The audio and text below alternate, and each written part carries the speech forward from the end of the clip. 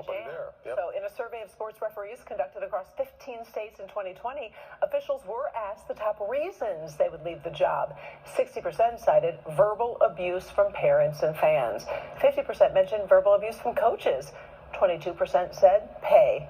Our Jamie Edmonds, focused on soccer, spoke to referees, clubs, and parents to see what we can do to keep more officials in the game.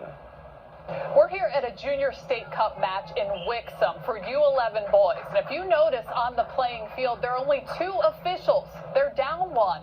And this happens all the time, all across the state. We have short referees, and so you might have a game, and there might be 2 instead of 3, or 1 instead of 3.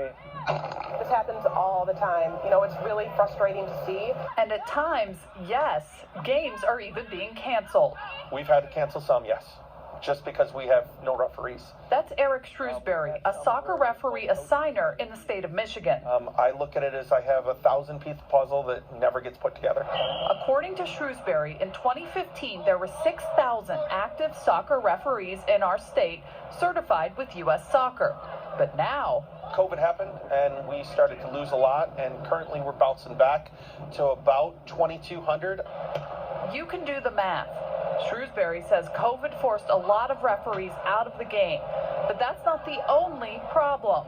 A lot of the referees decided that it wasn't worth getting yelled at on the field anymore. Referee abuse by parents, coaches, and in some cases players is a major issue.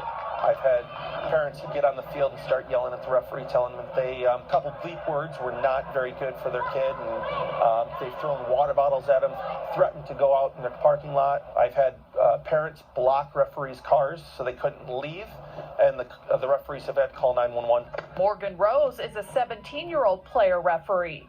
She says she's been on the receiving end of negativity before. You do have to deal with parents and coaches and players who they can be rude, but that's really it. Like one time I used to center ref, and there was one game where this coach was just a complete jerk to me, and I haven't center ref since. Shrewsbury says in our state, 50% of the active referees are young people. Brand new, inexperienced, just got their certification.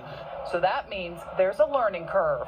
We send out emails before big competitions asking people to be patient, asking people to understand that there'll be mistakes made, and to not to overreact to things that go wrong, because referees are human, like coaches. That's Paul Tinnion, Executive Director of the Michigan Jaguars, an organization with 196 teams all over Metro Detroit of many different age groups.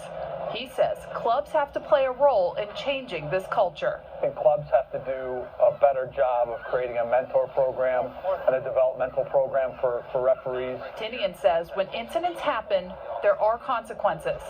We've had situations in our club, and I know there's been in other clubs where we've asked parents, told parents that they basically can't come to games anymore. On the flip side, when a young referee does a good job, they need to hear about it. It's how they learn. Parents should encourage their kids to get into refereeing and possibly join them in getting certified. I have to put a lot of onus on the parents. I think being a ref can be extremely intimidating. You're getting screamed at by parents, not in a positive way. So I think we really need to turn it around and encourage referees to show up, do their job, and support them for what they do. Rose says it can be a really great job as long as everyone relaxes and gives these refs a break. People make mistakes, so it's normal, we're human. In Wixom, Jamie Edmonds, Local 4. A lesson for everybody, really. We've been talking about all the bad behavior that we've seen in so many different walks of life during the pandemic. This is another one that we've all seen parents get a little too carried away. High school refs, by the way, are different, and they're certified through the MHSAA. Now, they had about 1,100 registered soccer officials for the 2018-19 school year. This year, they have 975, so down a good bit, though that's actually a 5% bounce back from the year before. So I like saying good job to the young refs. Yep, I'm absolutely going to do that tonight at my soccer game. And it helps them want to come back and do it again. Yeah. Not my soccer game. Not soccer. Just clarify people. Let's get back out to Bernie.